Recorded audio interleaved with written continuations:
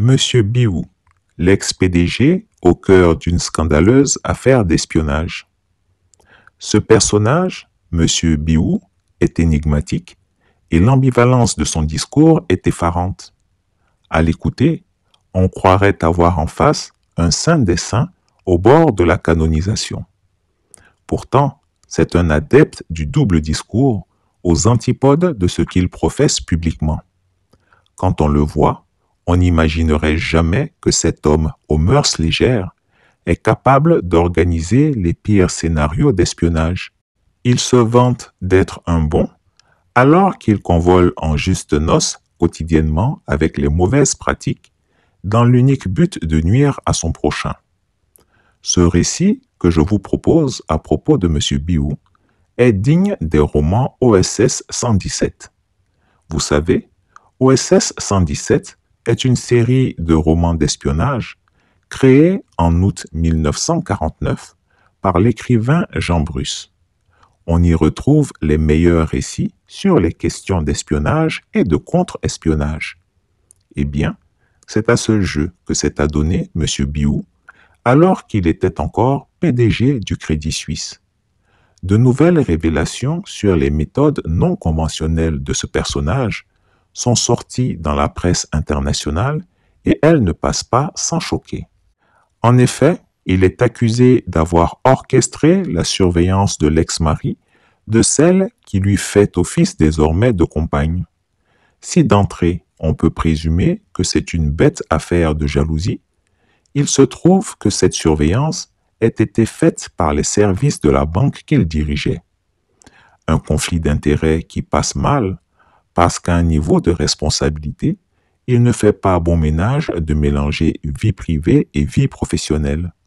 Mais pourquoi M. Biou surveillait-il l'ex-mari de Marie Soisig-Geoffroy, qui, je le rappelle encore, est désormais sa compagne? Lui reprochait-il de revoir son ex? Pensait-il qu'elle entretenait avec ce dernier des activités libidinales extra-conjugales? Tant de questions qui trouveront bientôt réponse.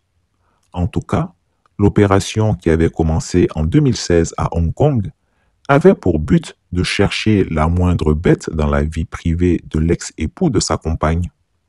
Le missi-dominici de M. Biou dans cette opération l'avait pourtant mis en garde que ce genre de choses pourrait tôt ou tard être su du grand public et que ça lui créerait des problèmes avec la justice. Tel un forcené, il ordonna la poursuite des opérations, cette fois-ci en 2017 à Zurich, en Suisse.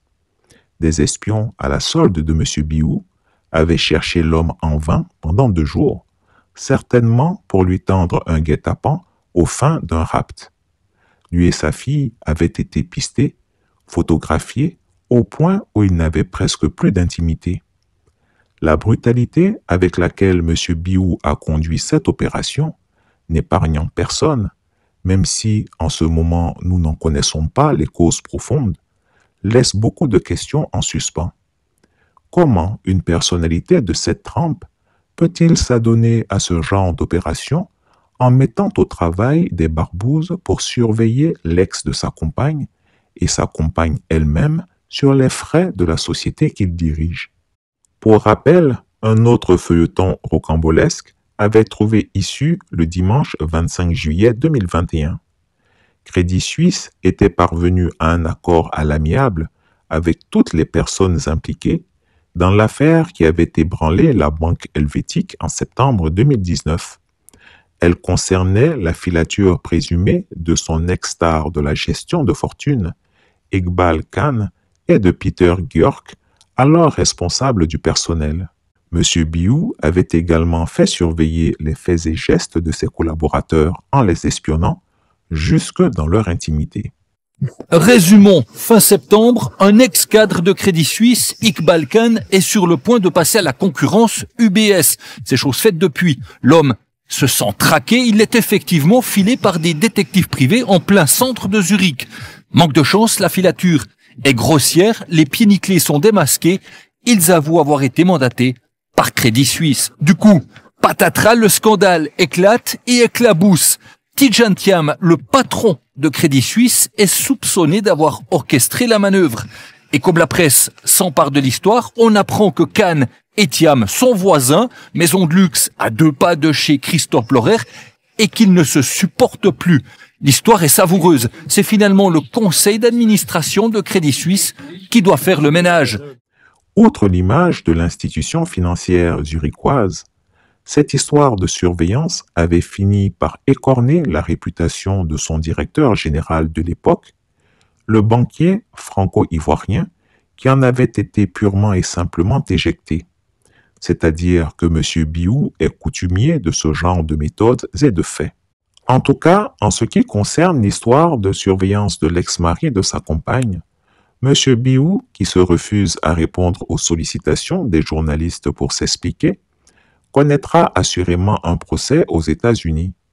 La présumée victime ne réclame pas moins de 15 millions de dollars en dommages et intérêts, environ 8,6 milliards de francs CFA.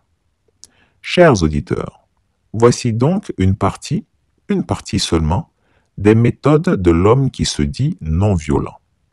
Notez-vous la violence avec laquelle il espionne, harcèle et violente ses collaborateurs. Faut-il encore rappeler qu'il est également en procès avec son ex-gouvernante, qui est tombée en dépression après que le compagnon de M. Biou l'ait agressé violemment pour une affaire de chauffage défaillant dans sa maison? Voilà donc que le vrai pédigré de ce monsieur commence à être su de tous au compte-gouttes. Un enchaînement d'affaires cocasses qui ne vous laissera pas indifférent sur la vraie nature de cet homme qui, après coup, n'est pas loin de présenter une personnalité déconcertante. Chris Yapi ne ment pas. Retrouvez Chris Yapi sur ses 2 chaînes YouTube, sa chaîne Rumble, ses comptes TikTok, X, Instagram, VK et Threads.